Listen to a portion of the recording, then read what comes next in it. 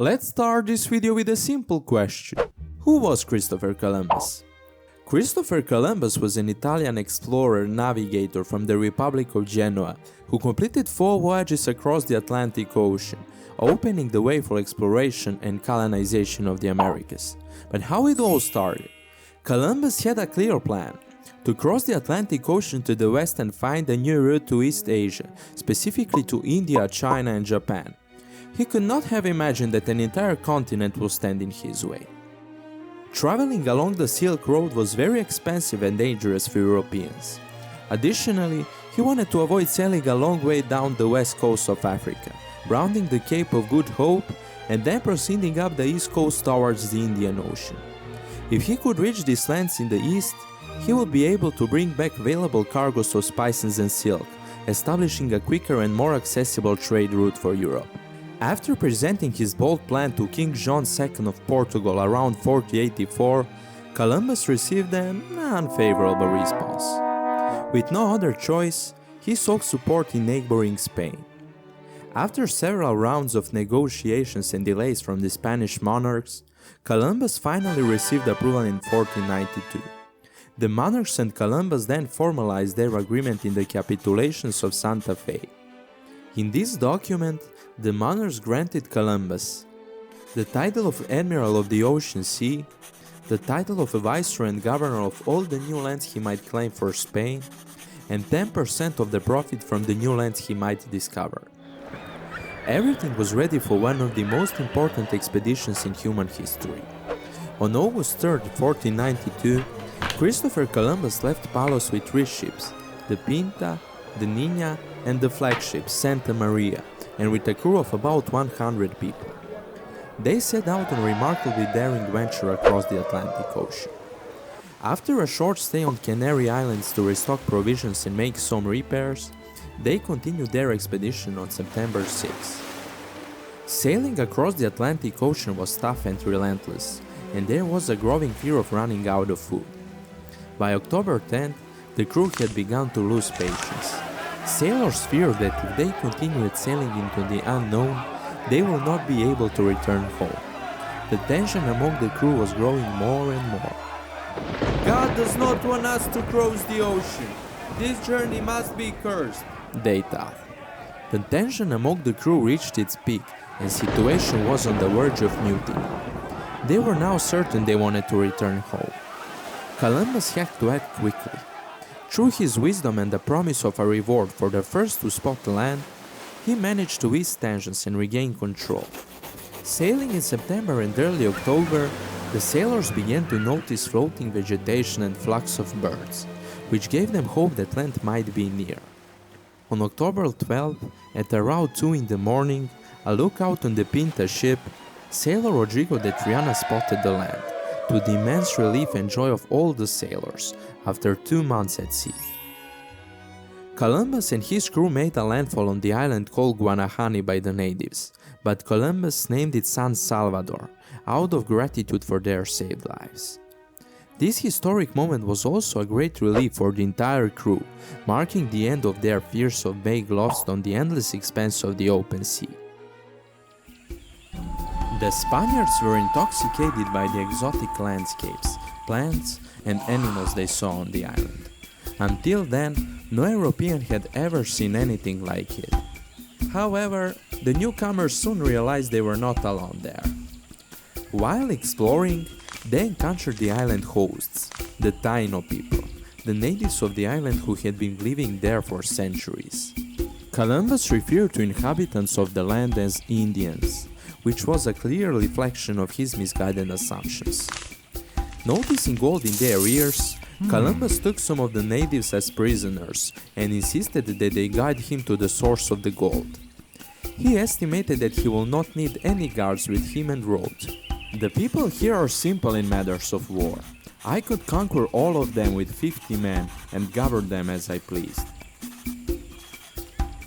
The name Taino means good, or the people of the goodness, which indicates their peaceful nature and kindness.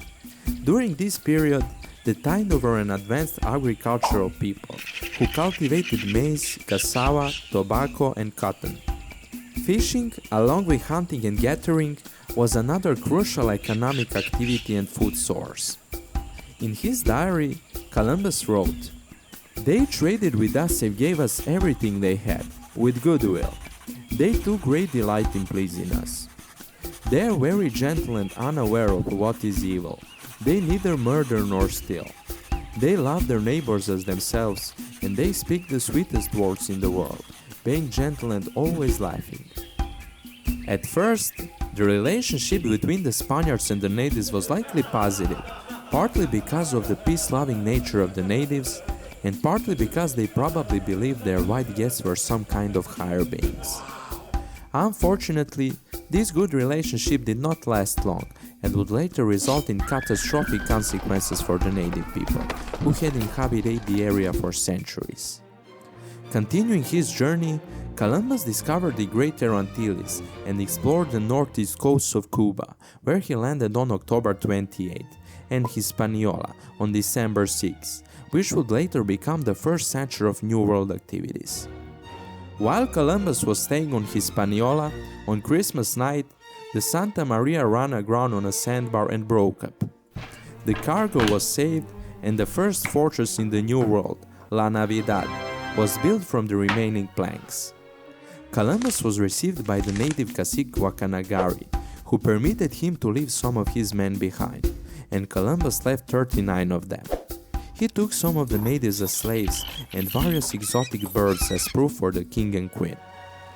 On the way home, he wrote a letter that would become the first source of information about Columbus' historical expedition. He returned to Palos on March 15, 1493, where he was greeted with a hero's welcome and great honors. At the royal court, he presented the captured natives, gold, exotic birds, and various spices, all of which were met with admiration.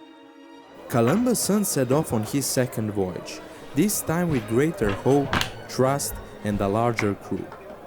Given Christopher Columbus' profound piety, Christian evangelization played one of the most important roles on this voyage. On September 24, 1493, Columbus sailed from Cadiz with 17 ships, 1,500 people, and numerous supplies to establish colonies in the New World. The fleet stopped at the Canary Islands to resupply and set sail again on October 7, this time taking a more southerly course. The first island they encountered was named Dominica by Columbus, but they made a landfall on the island called Guadalupe.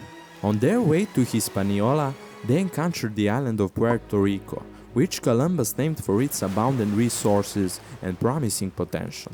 On Hispaniola, Columbus found all 39 people he had left behind dead and the fort destroyed. This was a clear sign of strong resistance to the mistreatment inflicted upon inhabitants by the newcomers. It's very likely that the Spaniards had kidnapped their women, seized their gold and possessions, and mistreated them at will. On December 7, he raised anchor from Navidad and decided to find a better place to settle. Columbus established the town of Isabela on February 6, in honor of Queen Isabella. Slowly, settlers began erecting the first buildings in the new city: church, hospital, warehouse, fortifications, and private homes. From April to August 1494, Columbus explored the coastline of Cuba, believing it to be part of China. In June, he insisted that his crew take an oath, affirming that Cuba was actually part of the Asian mainland, in order to convince the king and queen that he had reached China, though not all of his crew agreed with this claim. Afterward, Columbus explored Jamaica in search of gold, but with no success. Upon his return to Isabela, he found the inhibitions in strife and chaos. Food and resources had been left to rot, and instead of working, settlers were preoccupied with searching for gold and mistreating the indigenous people. By the following year, the colonists had begun causing widespread disorder and violence on Hispaniola. They destroyed everything in their path, causing havoc for the Taino people. The Taino were beaten, tortured, and killed in search of the imagined gold. Thousands committed suicide to escape the oppression. After 3 years in the New World, Columbus decided to return home. On his way to Spain, he took about 500 indigenous people, of whom about 200 died during the journey. On May 30, 1498, Columbus departed from San Lucar near Cadiz with a crew of about 250 people. 3 ships headed towards Hispaniola, while Columbus with 3 remaining ships arrived at Trinidad, the southernmost island in the Caribbean, on July 31st. In the following days, his fleet entered the Gulf of Paria, and Columbus sent several boats to the mainland, near the Orinoco River. This marked the first recorded arrival of Europeans on the South American continent. Soon after, Columbus departed for Hispaniola and arrived on August 19, 1498. Upon reaching Santo Domingo, a city founded by his brother Bartolomeo during Columbus' absence, he found the colony in deep turmoil. A rebellion, led by Francisco Roldan, had broken out against Columbus' rule. Many settlers felt cheated. They had been promised wealth and success, but instead faced tough conditions, hunger, disease, and growing conflicts with the indigenous people.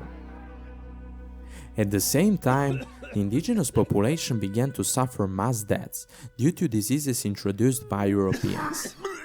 The lack of immunity to diseases such as smallpox and measles was fatal for many indigenous people. Columbus attempted to negotiate with rebels, but was ultimately unsuccessful. Meanwhile, the Spanish crown had grown suspicious of his leadership. In 1500, the monarch sent Francisco de Bobadilla to investigate the situation in Hispaniola. Bobadilla quickly took control, arrested Columbus and his brothers, and sent them back to Spain in chains. After 6 weeks behind the bars, King Ferdinand pardoned Columbus and allowed him a 4th and final voyage to the New World. He was stripped of the title of Viceroy but retained the title of Admiral. On May 9, 1502, Columbus set sail from Cadiz for his 4th voyage. On June 15, he arrived at Martinique, where he stayed for a few days. After a hurricane formed, Columbus headed west and arrived on Hispaniola on June 29th, despite the Spanish crown's ban on approaching the island. As 30 ships prepared to depart, Columbus warned Governor Francisco de Bobadilla of the approaching storm, urging him to delay. Bobadilla ignored the warning and insisted on departing for Spain. Unfortunately, Columbus' fears were confirmed. 20 out of 30 ships in Governor's fleet sank, and 500 people perished, including Francisco de Bobadilla. From July to September 1502, Columbus explored the coast of Central America in search of strait that would lead him to India. His primary goal was to find a route through the New World to Asia, believing that a sea route could connect him to the richest of the Far East. He explored the coasts of Honduras, Nicaragua, and Costa Rica, as well as the region of Panama, where, 500 years later, the Panama Canal would eventually be constructed. Faced with poor condition of his ships and fierce resistance from the indigenous people, Columbus was forced to turn back and head for Hispaniola. On the way back, Columbus' ships were on the brink of collapse. Damaged and unable to continue, they ran aground on the shores of Jamaica on June 25th. Soon after, 3 of Columbus' men, together with 6 natives, traveled over 720 kilometers to Hispaniola in search of help.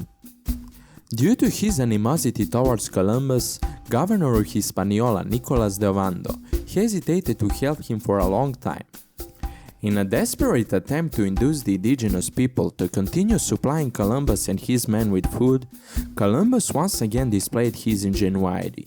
He predicted a lunar eclipse on February 29, 1504, using the astronomical maps of Abraham Zacuto. He told the cacique that God was angry with local people's treatment of Columbus and his men. Columbus claimed that God will send a clear sign of displeasure by making the rising full moon appear inflamed with wrath. Despite the obstruction and interference of the governor, Columbus and his men were rescued on June 28, after 1 year on Jamaica. After returning to Hispaniola, they prepared to sail back to Spain and left on November 7th. Columbus spent the last months of his life in distress. He was seriously ill and agitated, fighting for the wealth, recognition, and privileges that had been promised to him, but which the Spanish monarchs firmly denied. While often criticized for his harsh and authoritarian rule over the colonies in the New World, he was also acknowledged for his significant contributions to maritime exploration and his bold vision. Columbus died on May 20th, 1506, at the age of 54, surrounded by his sons, his brother Diego, and several of his old shipmates. Until the end of his life, he remained convinced that he had reached lands near Asia, despite growing evidence that he had encountered an entirely new continent. Christopher Columbus opened the gates to the New World and changed the old one forever.